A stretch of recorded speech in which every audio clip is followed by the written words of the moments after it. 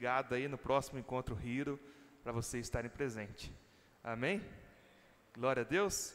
Agora sim, pega sua Bíblia, vamos fazer nossa declaração de fé, e eu creio que o Senhor vai falar grandemente em nosso coração nessa manhã. Que todos nós possamos abrir o coração para aquilo que o Espírito Santo vai nos direcionar hoje, né? Um tema muito importante, oportuno para a Igreja de Jesus, para a Igreja moderna, que possamos alinhar o nosso coração a essa palavra. Amém? Vamos juntos? Esta é a minha Bíblia. Eu sou o que ela diz que eu sou. Eu tenho o que ela diz que eu tenho. E eu posso fazer o que ela diz que eu posso fazer. Hoje eu serei tocado pela palavra de Deus. Eu audaciosamente confesso que a minha mente está alerta, que o meu coração está receptivo e que estou pronto para receber da incorruptível, indestrutível, sempre viva semente da palavra de Deus. E eu nunca mais serei o mesmo. Nunca, nunca, nunca. Em nome de Jesus, abrace sua Bíblia e vamos orar. Senhor, nós queremos, meu Pai, te agradecer por essa manhã, por mais esse domingo, ao qual nós estamos aqui como igreja. Estamos aqui, meu Pai, porque nós compreendemos que o Senhor nos permitiu estarmos aqui. E que nessa manhã, meu Pai, haja restauração, salvação, cura, arrependimento, meu Pai, em nosso meio. Que haja, meu Pai, transformação de vida. Que haja, meu Pai, salvação, e por isso nós oramos em nome de Jesus. Para que o Espírito Santo venha, meu Pai, iluminar a nossa mente, iluminar, meu Pai, a nossa compreensão sobre as Escrituras, que possamos, meu Pai, a cada dia mais amarmos a Tua palavra, Senhor, e vivermos ela, meu Pai, de uma maneira, meu Pai, gloriosa, sobrenatural, intencional. Nós oramos, meu Pai, para que vidas sejam alcançadas. Nós oramos, meu Pai, para que nós que já fomos alcançados, que sejamos, meu Pai, a igreja que o Senhor desejou que sejamos, meu Pai, a igreja ao qual o Senhor planejou e projetou para nós sermos, que assim, meu Pai, possamos através do Espírito Santo, através, meu Pai, da Tua palavra, alinharmos, meu Pai, ao nosso coração, ao que é ser igreja, e assim nós oramos, meu Pai, nessa manhã, em nome de Jesus, amém. Pode se sentar, meu querido, por gentileza. Você vai abrir a santa palavra de Deus comigo, no livro de Atos dos Apóstolos. A gente vai continuar aí a nossa peregrinação, né, pelo livro de Atos. Já estamos aí um bom tempo estudando, né, esse livro tão precioso para nós, que traz para nós como entendimento o despertar da igreja de Jesus. Jesus Cristo veio ao mundo, se entregou por nós, morreu e ressuscitou, foi assunto aos céus, e Ele enviou o Consolador, o Espírito Santo, para que nós, como igreja, possamos continuar a obra que Ele começou. E isso é maravilhoso, e quando nós olhamos para o livro de Atos, nós conseguimos enxergar de uma maneira assim, tão gloriosa, o agir do Espírito Santo através da vida da igreja, através da vida dos apóstolos, e assim a igreja ia crescendo para a glória de Deus. Nós já aprendemos que a perseguição nunca parou a igreja e nunca vai parar a igreja. Nós aprendemos que tudo vem com um propósito, e o propósito é que a igreja de Deus avança, para que Jesus seja glorificado. E isso é maravilhoso, isso é latente, é nítido no livro de Atos dos Apóstolos. E na semana passada, nós conversamos a respeito de um encontro que Paulo teve com Jesus, a conversão de Saulo no caminho de Damasco. Nós vimos que Paulo era um perseguidor dos cristãos, que de maneira truculenta ele perseguia os cristãos, ele prendia os crentes e os matava. Saulo, então, a caminho de Damasco, vimos no texto que ele é encontrado por Jesus, e de forma sobrenatural, esse encontro transformou completamente a vida, o coração, a história de Paulo, o tornando um homem ao qual ele nunca foi. Saulo, então, chega a Damasco com a pretensão ali de matar alguns crentes, e de repente ele vira crente. Já parou para pensar? Ele estava com a intenção de ir lá perseguir a igreja, de matar os crentes, e de repente ele vira crente. de maneira inesperada, a graça de Deus o alcança de maneira sobrenatural no caminho de Damasco. E sabe, igreja, existe um dilema acerca da conversão de Paulo, que por vezes, através de uma leitura rasa e rápida, nós ignoramos. Sabe qual é? Sabe qual é o dilema? O dilema da igreja que havia de receber Paulo como irmão. Imagina comigo, Paulo odiava os crentes, vivia para ver os cristãos morrendo. Paulo articulava as perseguições e planejava tudo que trouxesse prejuízo para a igreja.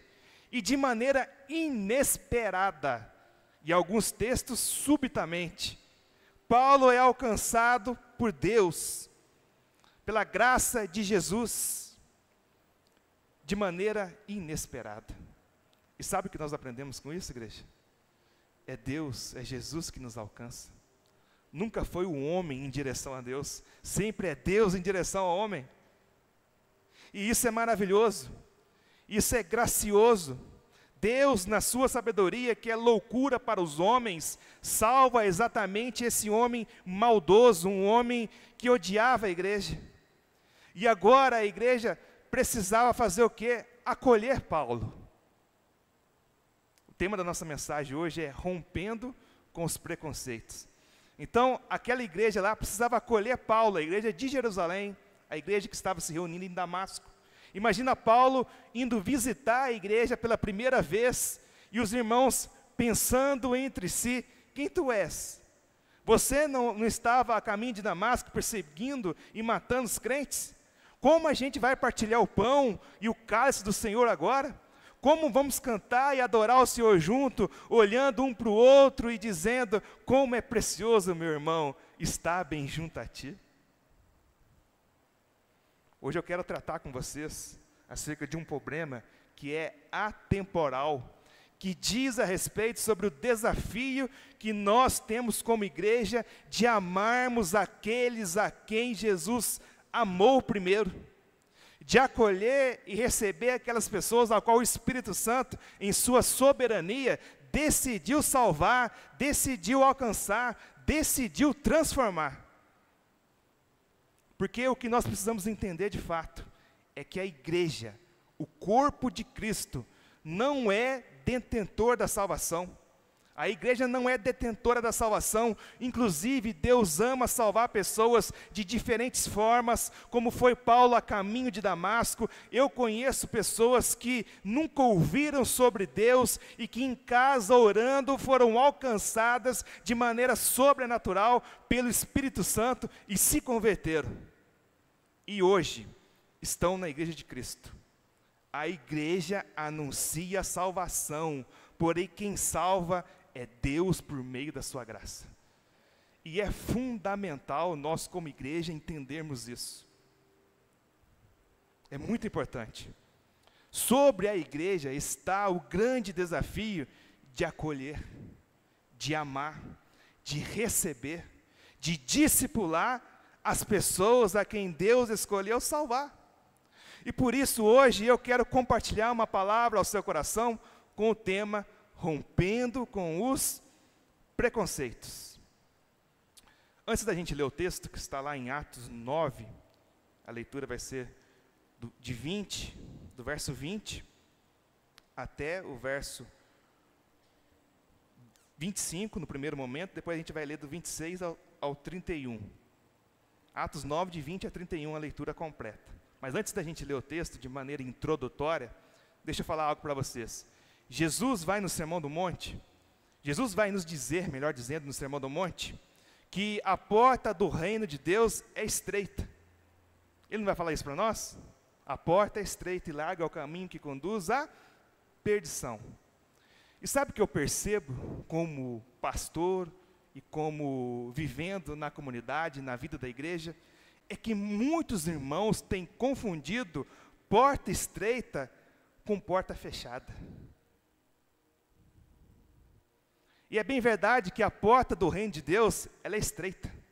Poucos passarão por ela, porque, de fato, quem quiser ser discípulo de Jesus, vai precisar tomar sua cruz, vai precisar negar a si mesmo, vai precisar seguir Jesus.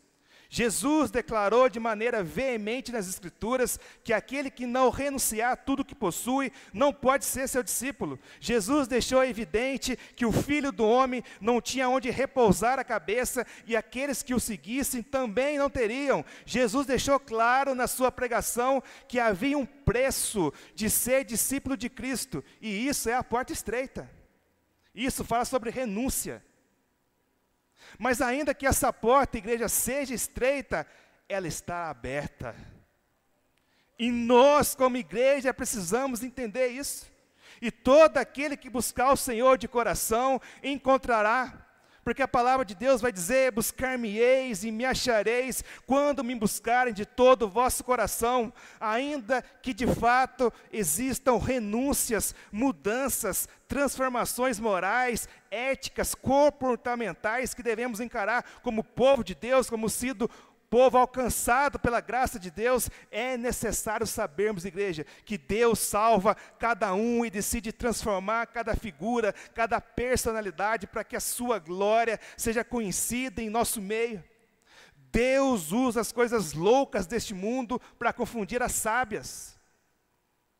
Isso é maravilhoso, ao ponto de que olhemos para a obra salvífica e aquilo que nos resta dizer é: foi Deus. Somente Deus tem o poder de transformar da água para o vinho a vida daquela pessoa. Então hoje nós vamos tratar acerca desse assunto. Paulo agora é um novo convertido. Como todos os novos convertidos, possuem vícios. E todo novo convertido contém manias, ao qual vamos perceber em Paulo. E tem uma série de necessidades que vamos perceber em Paulo e de como a igreja precisa responder a essas necessidades de maneira genuína, de maneira bíblica. Mas nós vamos perceber na igreja de Jerusalém, na igreja onde tudo começou, um preconceito acerca da conversão de Saulo. Eu gosto muito de um conselho que o pastor Hernandes Dias Lopes dá, quando eu tive a oportunidade de conversar com ele. Ele me disse o seguinte: que a igreja, ela precisa aprender com a história da igreja. A história da igreja, os relatos bíblicos, as narrativas, os ensinos bíblicos, precisam nos ensinar, precisam trazer para nós temor de Deus, conhecimento do caráter de Deus, do amor de Deus. Nós não podemos errar, cometer os mesmos erros que a igreja cometeu.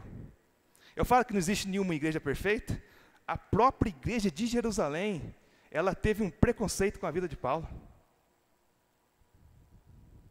Uma igreja modelo para nós, que vai demonstrar para nós daqui agora uma debilidade, que a gente precisa alinhar, que a gente precisa alinhar o nosso coração ao propósito de Deus, de como ser igreja nesse aspecto de acolher as pessoas. Então é sobre isso que a gente vai falar hoje. Vamos lá, Atos 9, vamos ler do 20 ao 25, depois a gente vai continuar a leitura. E logo, nas sinagogas, proclamava Jesus, afirmando que ele é o Filho de Deus. Todos que ouviam Saulo estavam atônitos e diziam: não é este que exterminava em Jerusalém os que invocam o nome de Jesus? E veio para cá precisamente para prender e levá-los aos principais sacerdotes? Saulo, porém, mais e mais se fortalecia e confundia os judeus que moravam em Damasco, demonstrando que Jesus é o Cristo. Decorridos muitos dias, os judeus resolveram matar Saulo, mas ele ficou sabendo do plano deles. Dia e noite guardavam também os portões da cidade para o matar. 25. Mas os discípulos de Saulo tomaram-no de noite e, colocando-o num cesto, desceram pela muralha. Então, até aqui, depois a gente vai continuar. Presta atenção, igreja. no contexto do texto, no que está acontecendo. Paulo estava em Jerusalém e ouviu falar que algumas pessoas estavam sendo salvas em Damasco. Saulo antes de se converter. Então ele decide organizar uma comitiva para ir até Damasco para prender e matar os crentes. E no meio do caminho ele é salvo por Jesus e tudo muda. De maneira inesperada. Glória a Deus. Para os cristãos de Damasco, estava chegando até eles o quê? Um terrorista, um matador de crente em Jerusalém. E agora eles vão receber Paulo em Damasco, não mais como perseguidor e matador de crente, mas como um crente convertido. E quando Paulo chega em Damasco, o que o texto sagrado nos diz? Logo, imediatamente, começou a pregar a palavra de Deus. E aqui aprendemos algo muito precioso, sem sombra de dúvidas, igreja. Os melhores pregadores do Evangelho são os novos convertidos. Com ousadia, pureza, eles dão testemunho da graça de Deus que os alcançou. Esse era Paulo, que havia sido encontrado por Deus e com provas inquestionáveis havia compreendido que Jesus era o quê? Era o Filho de Deus. E tendo sido alcançado por Jesus dessa forma, Paulo, então, começa a pregar Cristo, entendendo que ele, sem Cristo, nada era e que Cristo, sim, tudo era na vida dele. E assim como Cristo havia aberto seus olhos, aqueles que crescem nessa mensagem gloriosa também poderiam ter seus olhos abertos. O apóstolo Paulo anunciava uma mensagem muito simples. A mensagem de Paulo era: Jesus é o Filho de Deus. Em outras palavras, a doutrina ensinada por Paulo era: Jesus é o próprio Deus encarnado. Ele não é um homem comum. Eu encontrei com ele no caminho de Damasco. Eu vi em poder e glória. É inquestionável, Jesus é Deus. Ele me alcançou. Mas o que o texto ressalta é que a mensagem de Paulo cada vez mais ficava o quê? Que diz o texto? Poderosa. Os judeus estavam atônitos. A mensagem de Paulo a cada dia ficava mais poderosa. Paulo foi capacitado, a igreja aprendeu a enxergar Cristo no Antigo Testamento, ao ponto que quando ele voltou para Damasco, nesse período de tempo, aproximadamente, diz ali, 3 anos, a pregação de Paulo continha muito mais autoridade. A pregação de Paulo continha o que é argumento, ao ponto de que todos ficavam perplexos. Tal era o poder argumentativo de Paulo à luz da própria Bíblia. Isso nos ensina uma outra coisa extraordinária como igreja, sabe o quê? Ainda que inicialmente, na nossa jornada com Cristo, seja necessário anunciar que Jesus é o Filho de Deus, isso ainda não é suficiente. Precisamos crescer no conhecimento de Deus. Precisamos conhecer o caráter do nosso Deus. Precisamos conhecer o coração do nosso Deus. Precisamos aperfeiçoar a igreja no conhecer a Cristo, ao ponto que agora a pregação de Paulo não era apenas que Jesus era o Filho de Deus, mas Jesus é o Messias. E aqui tem um ponto interessante. A doutrina ressaltada por Paulo é a messianidade de Jesus. E talvez você não consiga entender muito a diferença sobre isso, mas faz total diferença entender a messianidade de Jesus. Sabe por que faz total diferença? Porque uma vez que Jesus é o Messias, agora o que o apóstolo Paulo está compreendendo é que o reino de Deus já está entre os homens.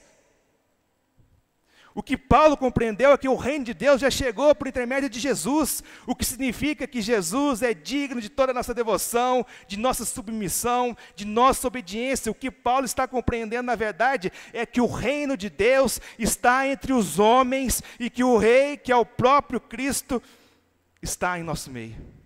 E isso muda completamente a vida de Paulo, isso muda completamente a minha e a sua vida, quando compreendemos essa verdade.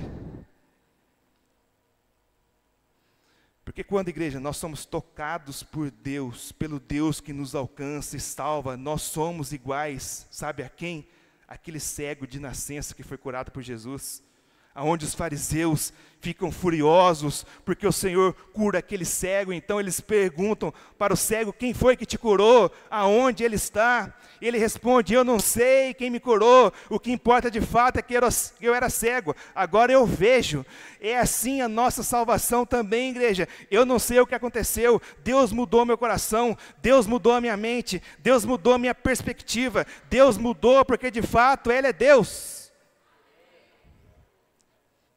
Mas na jornada cristã, como Paulo, precisamos mergulhar no entendimento que Jesus não é apenas Deus, Ele é o Messias, Ele é o Rei, Ele é o Senhor digno da nossa adoração, submissão e obediência. E nós devemos viver para a sua glória. E o resultado disso foi qual?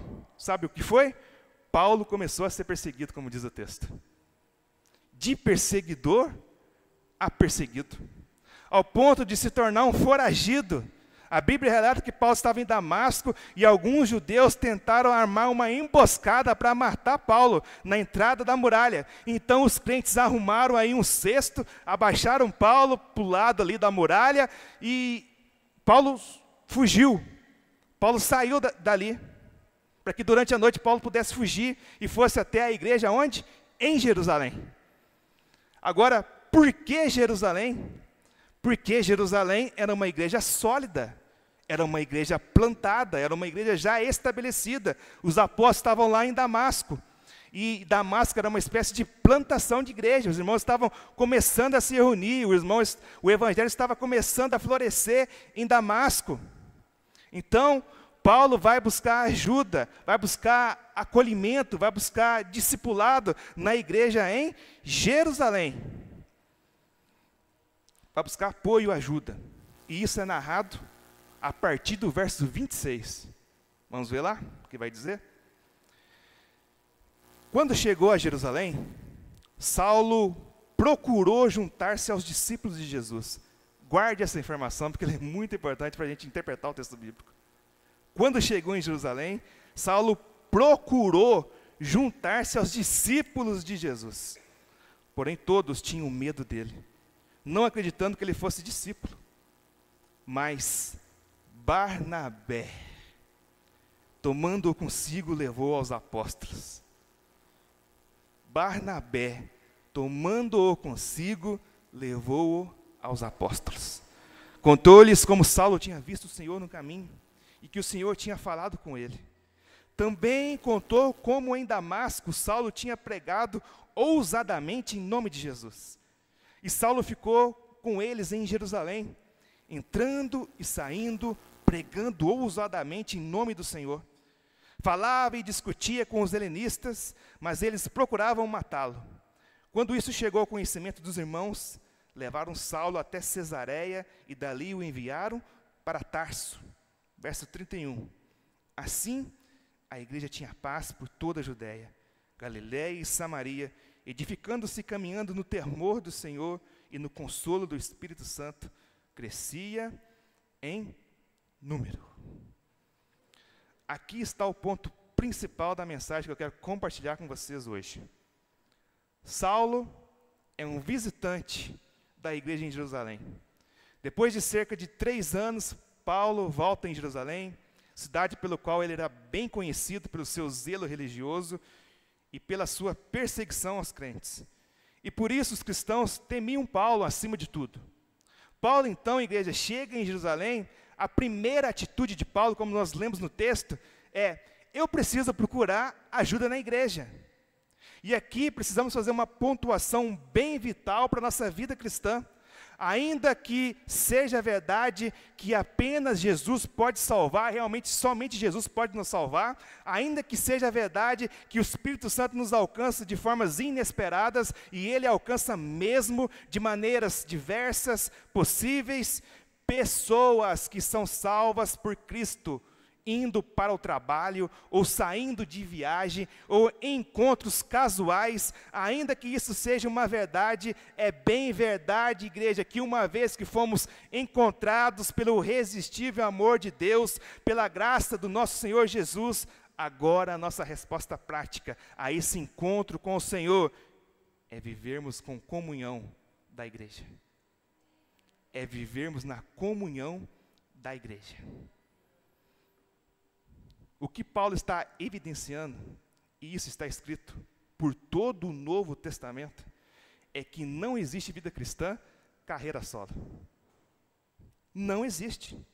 Não existe vida cristã apartada da comunhão aqueles que foram salvos por Jesus.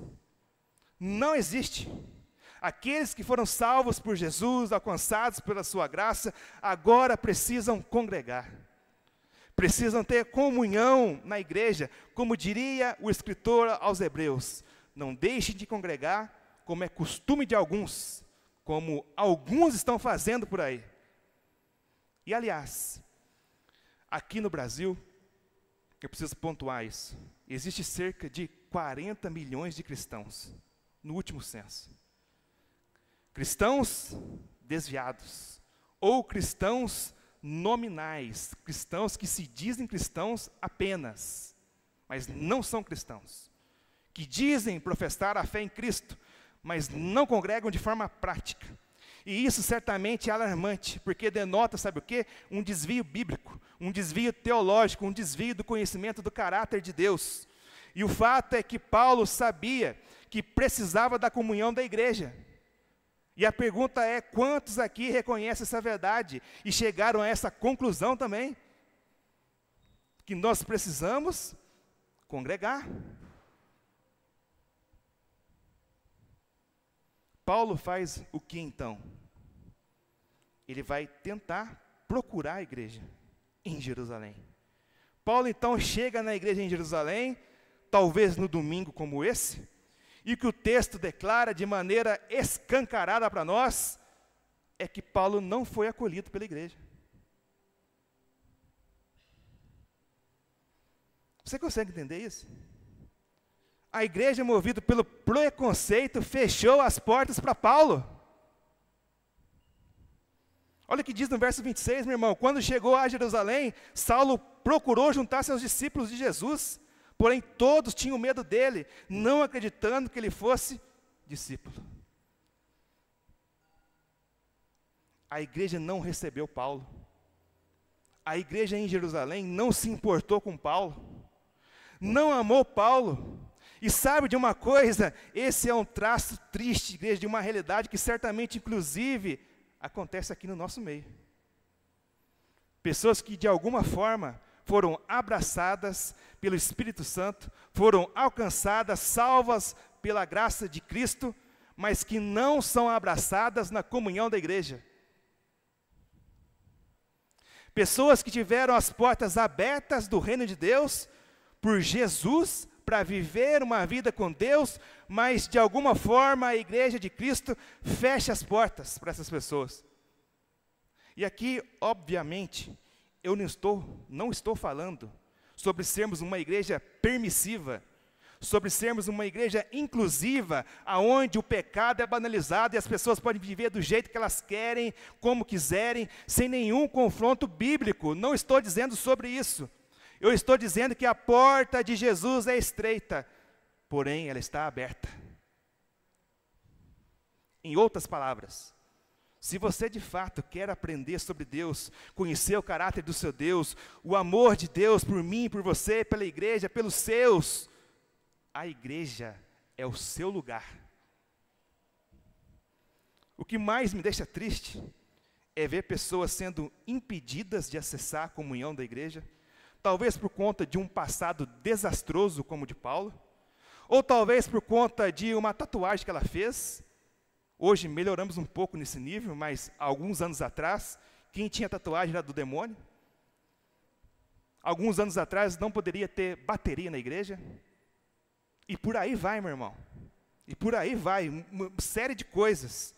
Ou talvez pelas suas inclinações políticas e partidárias. E esse ponto aqui é muito importante, porque na última eleição que passou, eu fui alvo de críticas dessa igreja, por tolerar irmãos que escolheram um viés político diferente do nosso. Alguns até serviam na igreja, e eu tive que aguentar calado as pancadas por conta disso. Pessoas que talvez queriam que eu, como pastor, excluísse da comunhão da igreja por conta da posição política partidária da pessoa. Meu irmão, se você pensa assim, eu preciso te confrontar dizendo que você está equivocadamente errado. O Evangelho de Cristo está acima de qualquer posição política partidária. Quem diz as regras no seio da comunhão da igreja não é o partido A, não é o partido B, mas sim a palavra de Deus. Não quero saber se você é de direita ou de esquerda. Pouco me importa isso. Quero saber se você tem relacionamento com Deus, se você está vivendo o Evangelho. Isso me importa. Essa é a minha função. E a gente está perdendo tempo com essas tolices e excluindo pessoas da igreja por conta dessas coisas. Por falta de conhecimento, por falta de discernimento, por falta de sensibilidade ao Espírito Santo e às Escrituras, a palavra de Deus.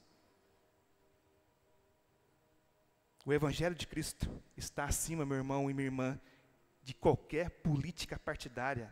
Quem dita as regras no seio da comunhão da igreja não é o partido A, não é o partido B, é Jesus Cristo. A grande verdade, igreja, é que se Deus salvou fulano de tal e decidiu amá-lo, perdoá-lo, quem somos nós para dizermos, você não é bem-vindo aqui? Deixa eu te dizer algo e guarda isso no seu coração. Deus tem o direito de formar a sua família, e não somos nós que determinamos quem são os filhos de Deus. Ele tem o direito de salvar quem Ele quer. Deus tem o direito de formar a sua família, como você tem o direito de formar a sua família. Ele te deu esse privilégio. Agora não.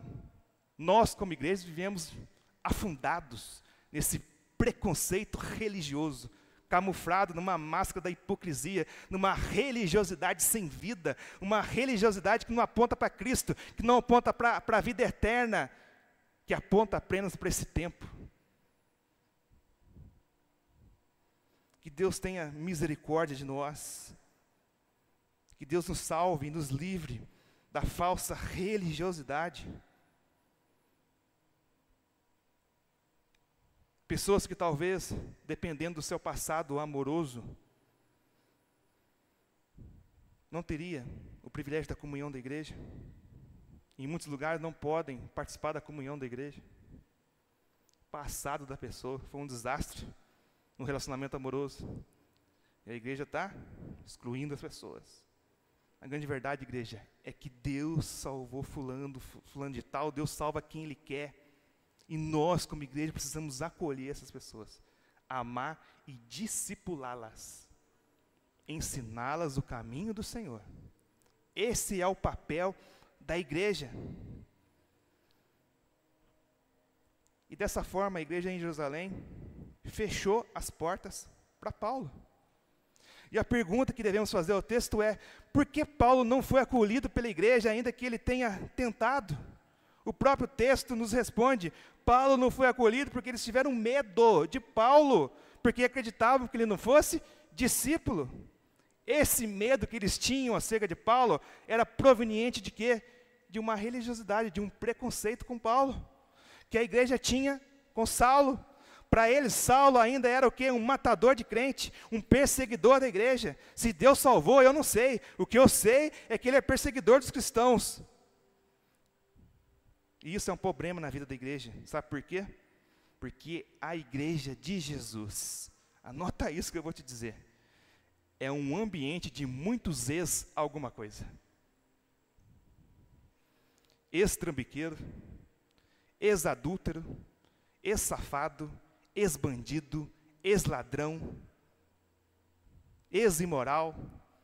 E se nós formos movidos pelo preconceito com essas pessoas e não crermos no poder do Evangelho transformador, que é poderoso para salvar, para transformar pessoas como Paulo, como nós vamos amar e receber aquelas pessoas ao qual Deus decidiu salvar?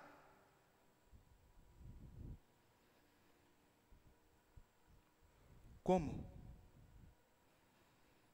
Porque, me desculpe a minha franqueza, mas a gente tem o entendimento de que a pessoa aceitou Jesus e ela está pronta. Acabou agora. Acabou as manias, acabou o vício, acabou tudo. Meu irmão, se você pensa assim, você não entendeu o Evangelho. Coloque amor no que eu estou dizendo. Você não entendeu o Evangelho da graça de Deus.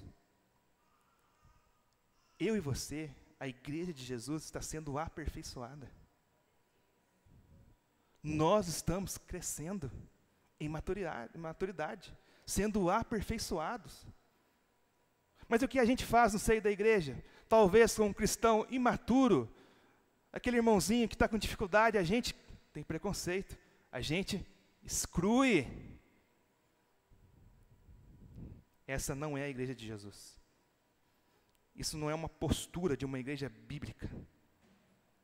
A igreja do Senhor é um ambiente de muitos alguma coisa. E eu sei, meu amado, que um novo convertido pisa na bola. Nós, que somos convertidos há muito tempo, pisamos na bola. Quem será um novo convertido? Porém, Paulo já não era mais o mesmo. Jesus o havia encontrado. Jesus o havia transformado, salvado. Por isso, meus irmãos, se existe algo que não combina com o cristianismo, é o preconceito baseado no passado. Nós somos uma igreja que crê que Jesus pode transformar as pessoas. O Espírito Santo pode transformar e mudar a história de vida de homens, de mulheres, de jovens, de idosos, de crianças, porque nós cremos em um evangelho que nos transforma de dentro para fora. É por esse motivo que nós, como igreja, precisamos acolher as pessoas de maneira amorosa. A igreja de Jesus é o único lugar aonde senta juntos aí onde você está, rico e pobre. É na igreja de Jesus. Aí fora tem distinção de ambiente. Aqui não. Pobres e ricos sentam juntos. É dentro da igreja de Jesus que idosos e jovens sentam juntos. Você precisa aprender a lidar com essas situações. A igreja é um ambiente ao qual vamos ter que nos relacionar com as pessoas que talvez você odiava no passado. No ambiente da igreja, nós lidamos com o passado das pessoas, com as fraquezas delas, e você precisa aprender a acolher as pessoas. Vou te dar um exemplo. Quantos aqui querem que a cidade de Pouso Alegre seja alcançada e salva por Jesus? Quantos oram por isso, meu irmão? Eu tenho orado por isso. E glória a Deus. Mas agora eu quero te fazer uma outra pergunta. Até mesmo aquela pessoa que te deu um calote e não te pagou? Até mesmo aquela pessoa que brigou com você no trânsito? Até mesmo aquela mulher imoral que trabalha talvez junto com seu marido e talvez deu em cima dele? Até mesmo aquele vizinho, seu chato, que enche a sua paciência? Até mesmo aquele sócio que puxou seu tapete e te deu, né, um prejuízo aí no passado? Vocês conseguem entender o que eu estou querendo dizer? Você está preparado para isso? Para amar essas pessoas, para discipular essas pessoas, para ensinar essas pessoas, para acolher essas pessoas? Porque é isso que está em questão, é isso que o texto está mostrando para nós. É muito superficial e fácil falarmos que Jesus quer salvar as pessoas.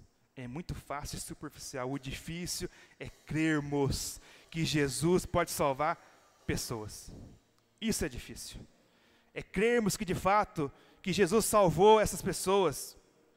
Isso é difícil, porque certamente a igreja precisa ser o lugar onde os ex-inimigos de Deus compartilham da comunhão do corpo de Cristo. E o fato é que a igreja em Jerusalém estava muito mal nesse aspecto do acolhimento. Você já parou para pensar que falta de hospitalidade e acolhimento da igreja em Jerusalém poderia ter destruído a fé de Paulo? Você já parou para pensar, meu irmão, você já estudou a biografia de Paulo e você já percebeu e compreendeu quem foi Paulo na história do cristianismo? E certamente a falta de acolhimento daquela igreja poderia colocar tudo a perder. Mas Deus, com a sua infinita soberania, com a sua graça, para demonstrar para mim e para você que quem comanda tudo e está no controle de tudo, está nas mãos dele. Sabe o que Deus faz? Deus levanta um Barnabé na vida de Paulo. Meu irmão, Deus sabe de todas as coisas. Deus controla tudo e todos debaixo de sua soberania. Você precisa entender isso. Isso é maravilhoso. Nós, como igreja, precisamos aprender e amar aquilo que Deus ama, e o Senhor ama pessoas. Nós também precisamos amar as pessoas. O apóstolo João vai dizer, nos ensinando, que se nós amamos a Deus, a quem não vemos, mas não amamos nossos irmãos, a quem vemos, nós somos mentirosos. O que acontece com a igreja em Jerusalém é que ela não cumpriu o chamado de ser acolhedora. Talvez uma igreja como a nossa, que quer dar uma resposta ao chamado de Cristo, fazer a diferença na cidade, alcançar milhares de pessoas, mas quando Deus salva, nós começamos a criar grupinhos e começamos a desprezar as pessoas. E aqui eu quero te ensinar algo muito importante. Muito mais importante, igreja, e relevante do que ganhar pessoas para Jesus, do que pregar o evangelho lá fora, é consolidá-las na fé. Muito mais importante. Sabe por quê? Porque Jesus não me chamou, não te chamou, não nos chamou para dar apenas frutos, Ele nos chamou para dar frutos que permanecem. E isso é maravilhoso. Frutos que permanecem. Meu irmão, para com essa ilusão de número. Número dentro da igreja. Os números são bons, nos faz mensurar o crescimento da igreja, faz. Nós não devemos ter medo de números. A igreja cresce mesmo. Mas Deus quer que eu e você, como igreja, consolidamos as pessoas. Esse é o desejo do Espírito Santo.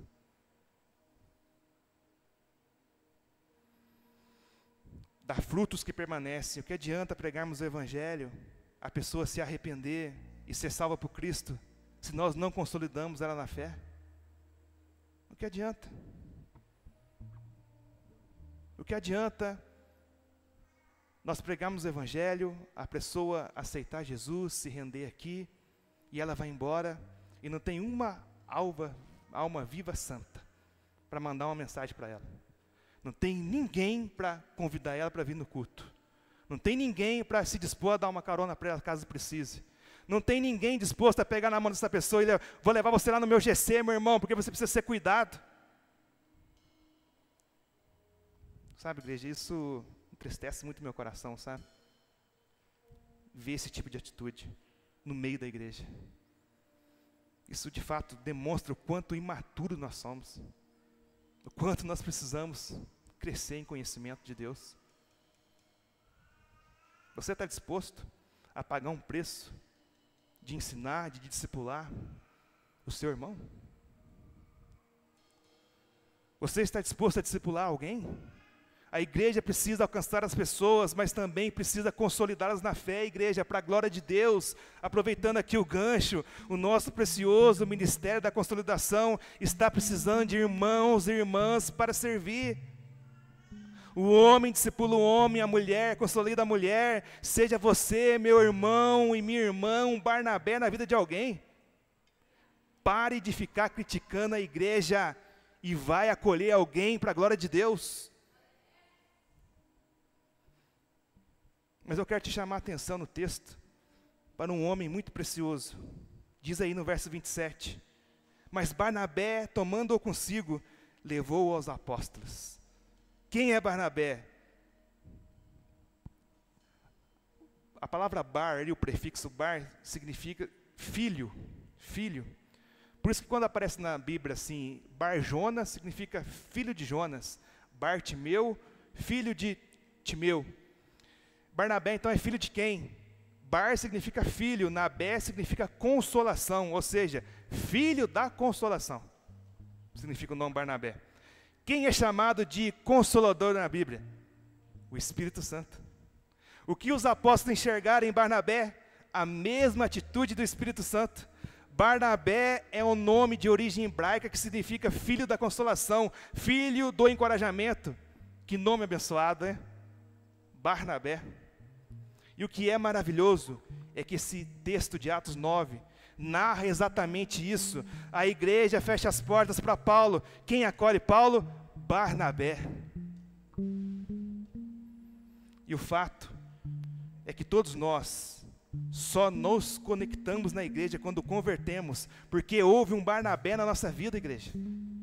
Um irmão amoroso, sensível, que te ligou, que se importou, que amou você, mesmo sendo quem você era.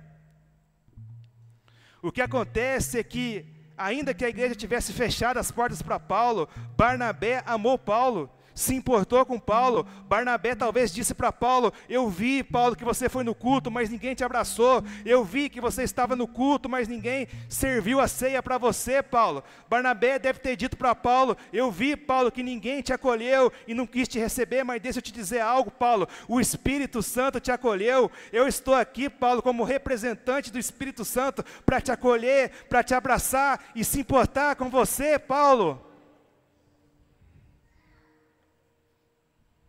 Isso é ser igreja. O resto é ilusão.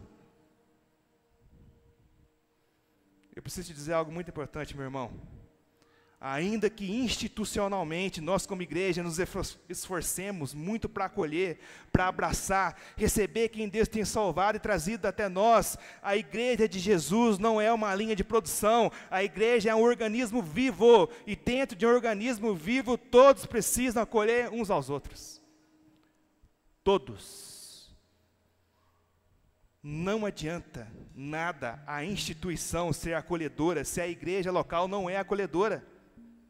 E o que acontece aqui é que Barnabé, sendo igreja, abraçou, amou o apóstolo Paulo. E a pergunta que eu te faço é: você já foi Barnabé na vida de alguém? Porque eu tenho certeza que teve alguém que foi Barnabé na sua vida.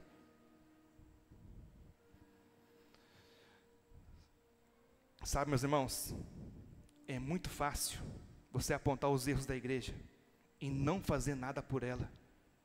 Muitas vezes estamos vivendo neste círculo vicioso, pensando que a igreja do Senhor é um clube social. A igreja, meu amado, não é um clube social. Não é um lugar onde você vem para você se sentir bem. Não é. Aonde as pessoas que estão ali precisando fazer algo por mim, as pessoas estão ali apenas para superar suas expectativas. Isso não é igreja. Isso, na verdade, prova para nós quanto egoísta nós somos e quanto nós não fazemos nada pela igreja. Porque é muito fácil apontar os erros da igreja, difícil é ser resposta de Deus para os problemas da igreja. É muito fácil dizer: a igreja deveria amar mais as pessoas, deveria acolher mais as pessoas, mas você é o último a chegar na igreja, sempre atrasado, e o primeiro a ir embora, não discipula ninguém. É muito mais fácil dizer: a igreja precisa distribuir cestas básicas, mas você é um avarento, não contribui, não ajuda a igreja. É muito fácil dizer: a igreja precisa investir em missões, precisa investir na estrutura da igreja, mas você não ajuda, não oferta, não contribui. Hipocrisia. É muito fácil você ir na igreja e você se envolver apenas com as pessoas que você gosta, criando grupinhos de preferência. Difícil é você se envolver com aqueles que te perseguem dentro da igreja. Difícil é você amar, discipular, ensinar aqueles que são imaturos e precisam ser discipulados. Eu quero ver você fazendo isso. Barnabé é um exemplo de cristão para nós. Ele se comporta como a genuína igreja de Cristo. E nós precisamos se comportar como Barnabé. Barnabé acolheu Paulo. Barnabé se conectou com Paulo e levou até a presença dos apóstolos, para confirmar de fato aos apóstolos a genuína conversão de Paulo. Como diz aí no verso 28, e Saulo ficou com eles em Jerusalém, entrando e saindo, pregando ousadamente em nome do Senhor. 29, falava e discutia com os helenistas, mas eles procuravam matá-lo. 30, quando isso chegou ao conhecimento dos irmãos, levaram Saulo até Cesareia e dali o enviaram para Tarso. E aqui é muito curioso, porque é descrito muitas características de um novo convertido. Agora, através de Barnabé, Saulo está conectado à vida da igreja. Antes rejeitado, agora conectado. Saulo não era mais um frequentador da igreja em Jerusalém. Saulo fazia parte da igreja em Jerusalém. Saulo estava pregando o evangelho junto com os irmãos da igreja. E como qualquer novo convertido, Paulo falava demais. Como todos nós muitas vezes falamos demais. Porque se existe uma sabedoria, igreja, que a gente precisa aprender na caminhada com Cristo, é aprender a falar menos. Alguns irmãos acreditam que ser cheio do Espírito Santo significa falar demais, mas o que Tiago ensina em sua carta é que se um crente cheio do Espírito Santo consegue refrear sua língua, ele sim é um crente cheio do Espírito Santo. Paulo é um novo convertido, falava demais e com isso então arrumou confusão ali. Os irmãos estavam querendo prender, matar ele. Confusão tal que os helenistas, diz a Bíblia, queriam matar Paulo em Jerusalém. E a igreja fez o quê? Se importou com Paulo. O protegeu, o guardou através da vida de Barnabé. Fizeram lá entre eles, após uma vaquinha entre eles, compraram uma passagem para Saulo e enviaram para Tarso. Para que ele pudesse ficar lá, estar protegido, desenvolvendo a sua fé em Cristo. Agora essa proteção, esse cuidado, só foi possível porque houve um Barnabé na vida de Paulo. O trecho do texto vai encerrar nos dizendo, um pouquinho à frente, no verso 31. Assim a igreja tinha paz por toda a Judéia, Galiléia e Samaria, edificando-se e caminhando-se no temor do Senhor. E no consolo do Espírito Santo, crescia em número. Assim, a igreja tinha paz por toda a Judéia, Galiléia e Samaria. Assim como Barnabé nos ensinou aqui agora. Essa igreja que aprendeu a ser acolhedora com o apóstolo Paulo, que rompeu com o medo, com o preconceito, agora vive o quê? Tempos de paz. E assim é a vida de igreja. Passamos por tempos de guerras e tempos de paz. Entretanto, precisamos aprender, igreja, algo muito precioso que o livro de Atos tem nos ensinado. Com perseguição ou sem ela, o vento estando a favor da igreja, ou ao contrário a ela, qualquer circunstância é favorável para a igreja do Senhor. A igreja cresce e avança em tempos de paz e também em tempos de guerras. Essa igreja aqui é um exemplo vivo. Ela nasceu em plena pandemia. Enquanto muitos estavam desistindo da fé, enquanto muitos outros estavam fechando a igreja, essa igreja estava nascendo, pela graça de Deus. Esse é o nosso Deus. Ele é maravilhoso.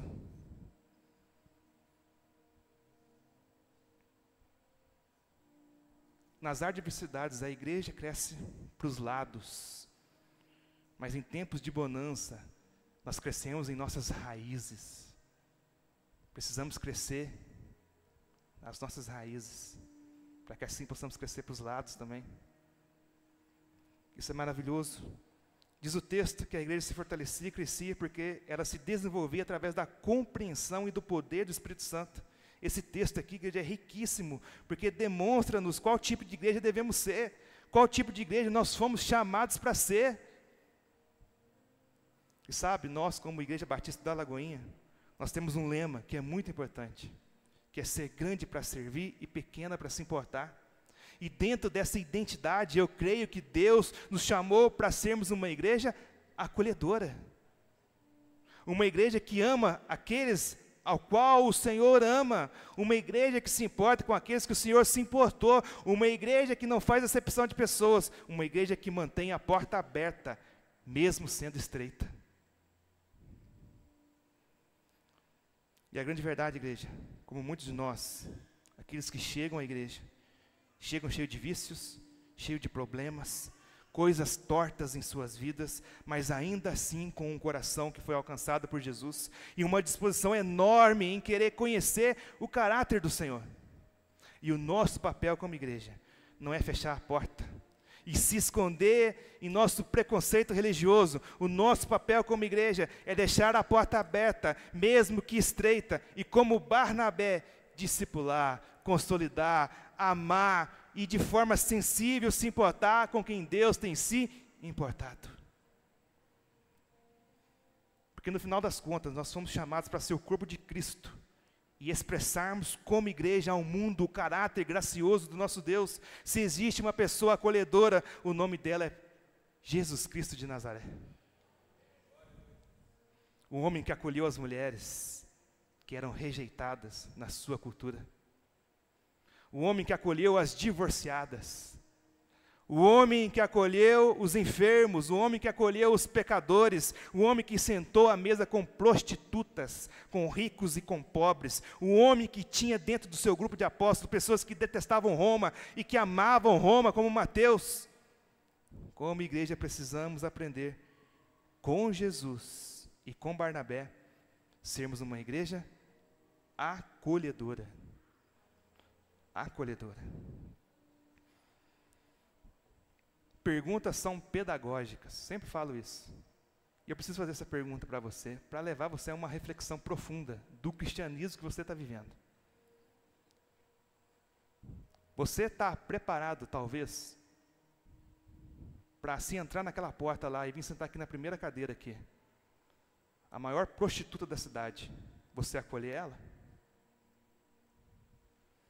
Você está disposto, se por entrar por aquela porta lá, ou em qualquer outra igreja, o presidente Lula se convertendo ao Senhor, você está disposto a discipulá-lo, a ensiná-lo?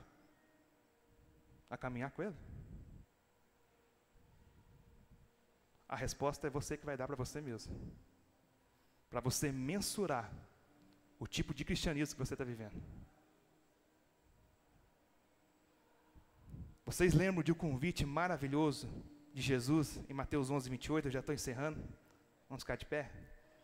Mateus 11, 28, Jesus vai dizer: venham a mim todos vocês que estão cansados e sobrecarregados, e eu os aliviarei. Tomem sobre vocês o meu jugo e aprendam de mim, porque sou manso e humilde de coração, e vocês acharão descanso para a sua alma. 30, porque o meu jugo é suave e o meu fardo é leve. Sabe o que fecha as portas, igreja? É a maldita religiosidade. Jesus veio desfazer isso e nos abrir um novo caminho, um novo e vivo caminho, conectando pecadores ao Pai. Esse é o Evangelho. Jesus veio rasgar o véu do templo, igreja, para que nós entremos no Santo dos Santos. Jesus abriu o caminho para entrarmos na sala do trono, para adorarmos o Deus eterno na sua presença. Jesus é aquele que abriu a porta e não aquele que fechou as portas. Mesmo que nos ensinando que a porta é estreita. Talvez você esteja pensando: ah, pastor, mas eu sou um trambiqueiro desonesto. E eu preciso te dizer algo: Zaqueu também era e foi transformado por Jesus. Ah, pastor, eu vivo uma vida moral sexualmente. A mulher samaritana tinha 5 maridos e foi transformada por Jesus. A mulher adúltera tinha uma vida imoral e Jesus abriu a porta para ela e ela foi transformada pela graça de Deus. A grande verdade, igreja, é que se você encontrar com Jesus de fato e verdade, nunca mais você será o mesmo. Nunca mais. Como assim aconteceu com o apóstolo Paulo. E eu termino deixando 2 conselhos para nós como igreja. Muito preciosos. Você que é novo convertido, está iniciando a sua caminhada com Cristo, entregue seu coração a Jesus. Busque a presença dEle. Valorize a comunhão da igreja. Frequente o GC, frequente os nossos discipulados e seja abençoado. Você que já é cristão, que já é maduro na fé, deixe a religiosidade de lado, deixe o preconceito de lado e comece a discipular, comece a ensinar, comece a consolidar aqueles que precisam. Pare de criticar a igreja, a liderança, o pastor, meu irmão, e vai dar frutos, frutos que permanecem para a glória de Deus. porque eu e você fomos chamados para sermos um Barnabé na vida de alguém. Amém? Feche seus olhos e vamos orar.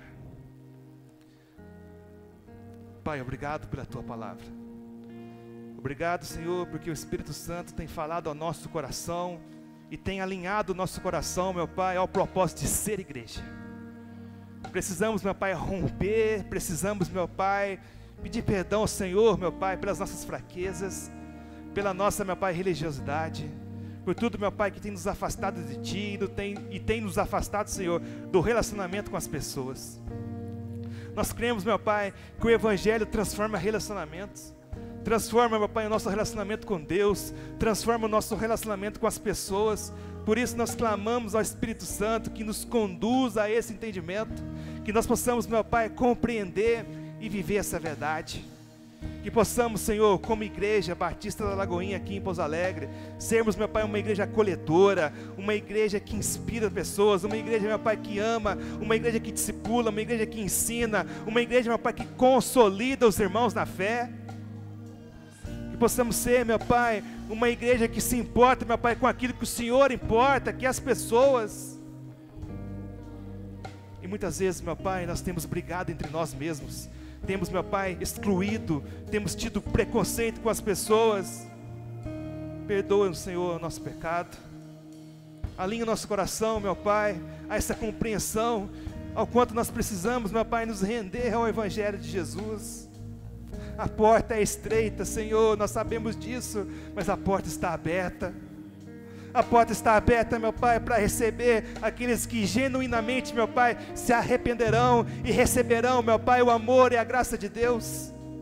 A porta está aberta, meu Pai, para todos aqueles, meu Pai, que reconhecerem, meu Pai, que são indignos, que são miseráveis, que carecem da glória de Deus e que destituídos foram da glória de Deus. A porta está aberta, meu Pai, mesmo sendo que estreita, ela está aberta e nós precisamos, meu Pai, levar essa mensagem ao maior número de pessoas possíveis. Nos abençoe, Senhor, nos dê ousadia, coragem e fé, Senhor, para pregar a Tua palavra, meu Pai, com amor no coração, com ousadia, com fé no nosso coração, meu Pai, crendo, meu Pai, que o Senhor é poderoso para salvar, meu Pai, as pessoas. Nos envie, meu Pai, para a cidade de Pouso Alegre, que aonde nós estivermos, meu Pai, seja no ambiente acadêmico, seja na nossa carreira profissional, seja onde nós estivermos, meu Pai, ali, que sejamos nós, meu Pai, um instrumento do reino de Deus, que sejamos nós, meu Pai, homens e mulheres cheias do Espírito Santo, Senhor, para proclamar as verdades do Evangelho, para proclamar o reino de Deus que está entre nós. Assim nós oramos, meu Pai, como Jesus, para que o Senhor nos capacite, meu Pai, com a Tua graça, com o Teu amor, meu Pai, com a Tua bondade, com a Tua misericórdia, Senhor, a vivermos, meu Pai, esse testemunho glorioso do que é ser igreja, uma igreja, meu Pai, acolhedora, uma igreja, meu Pai, como Barnabé foi, um acolhedor, um consolidador, meu Pai, do apóstolo Paulo na fé, aquele irmão, meu Pai, que se dispôs a ajudar, que se dispôs, meu Pai, a discipular, a ensinar, a cuidar de vida, Senhor. Que esse desejo do nosso coração, meu Pai, esteja aquecido sempre. Que possamos, meu Pai, com ousadia, movidos pelo Espírito Santo, vivermos essa verdade. Assim nós oramos em nome de Jesus. Para a Tua glória, Senhor. Amém.